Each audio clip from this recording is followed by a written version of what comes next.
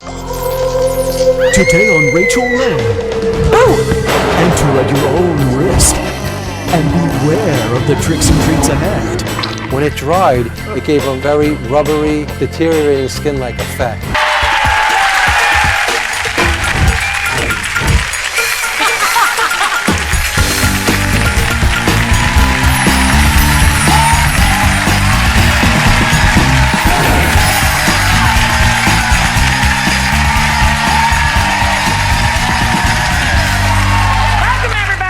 Or should I say, boo! Today's show is full of tricks and treats, and when it comes to spooky decor, our first guests have got it, and they are here to haunt it. They all turn their homes into bona fide haunted houses this time of year, and today they're going to share with everybody their scary tips and tricks. First up is Joe. Check out his Franklin Square Horror Show. My name is Joe Allocco. I live in Franklin Square, New York, and I do a haunted house. I've been doing it for 23 years. I'm in my own business, Joe Faux Designs. When it comes to my haunted house, it allows me the freedom to showcase my artistic abilities. Over the years, I noticed that I might have the opportunity to put a donation bucket out for autism and cerebral palsy. And being that my son Joseph is afflicted with both of those disabilities, I thought maybe this was a way that I can give back to those organizations that help my son. We've had literally thousands of people, and we've raised thousands and thousands of dollars for the organizations. I went to my local hardware store, and I actually picked up a whole bunch of foam board. The sheet was 4 feet by 8 feet. I cut it all up. I looked at different types of old style fireplaces, and I tried to recreate it. So all this was done with a wood burning tool and a couple of little props from a Halloween center that I added to it. Take this and dip it in glow-in-the-dark paint. You want it just in that circle. Could you get it into that circle right there? Put a little bit like that. Very good, Joe. When the lights go off, her eyes are going to glow. I wanted to create some columns for the front of my haunt by utilizing cardboard foam tubes from the carpet store. Rugs are actually wrapped in this. So I painted them up, and after I faux finished them, look like marble, I actually put a polyurethane coating over them to help with the weather. I actually purchased a medical skeleton online, took pantyhose, I pulled it over the entire skeleton, and then I cut some of the pantyhose and painted over it with liquid latex.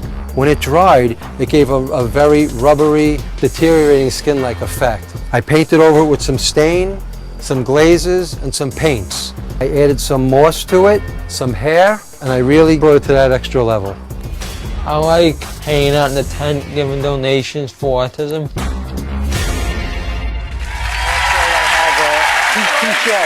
Touche. Joe, first of all, that Joe turned this not into family fun, but into raising thousands of dollars for his community and for people that he loves is just beautiful. Thank you. What a sweetheart. Thank you. Joe starts this in June? The end of July. End of July. So he works on this from the end of July every year. He has 2 sheds and a very big attic, he says. But we learned so much there. I love the medical skeleton with the pantyhose. Thank you. And it makes it move too. Oh yeah, no, it's beautiful. And it's like the skin's all falling off. Yeah, everything. It's so cool. Yeah, it's all glazed, paints, stains. I use different stains. It's fabulous. Yeah, I try. I have my own faux finishing business. And I love just the simple thing of the creepy posters you could buy at any party store. Just putting the glow-in-the-dark paint, right? Yes. You could freak out your husband next time he goes to the fridge. Right? Yes, you can. There's so many different things that you could do with it. Okay, so you have a demo. I have to shut up and let you take the floor. No, that's okay. What are you going to show us? All right, so I came up with this idea. I wanted my house to really look like a haunted house. So, looking at a haunted house, what's the first thing you'll see? The boards on the windows, right, the creepiness, Bradley right? lives, right? Exactly. I'm with you. I'm here. Okay. All right, we got it going on. All right. So this is what I did. I went to my local hardware store and I picked up insulation foam, the pink or the blue stuff, which is what we have right here. That's this stuff. Okay? Super cheap and cheerful, and it'll keep you warm in a pinch. Exactly. Now you can get thinner stuff. It doesn't have to be this thick. It could be a little thinner. No, it looks good thick. Get the thick But it stuff. does. It does look good. All right. So now what we did here was we painted it a base color. And what we're going to do is we're going to do a dry brush technique. So we're going to go with some grays and some lighter colors right now, and we're going to actually create the effect of wood grain. So the best brush to use would be this. It's called a dragging brush. So this is what we're going to do. Okay. We'll go with a medium tone, like a gray, and we'll slowly drag it across. Like you drag bodies through the dirt. So we're gonna put more on. We're gonna put more on. We're gonna put more. Now by wiggling it, when you wiggle the brush, that's also gonna help create the wood graining effects. But if the body wiggles, hit it with a bridge, it's not dead.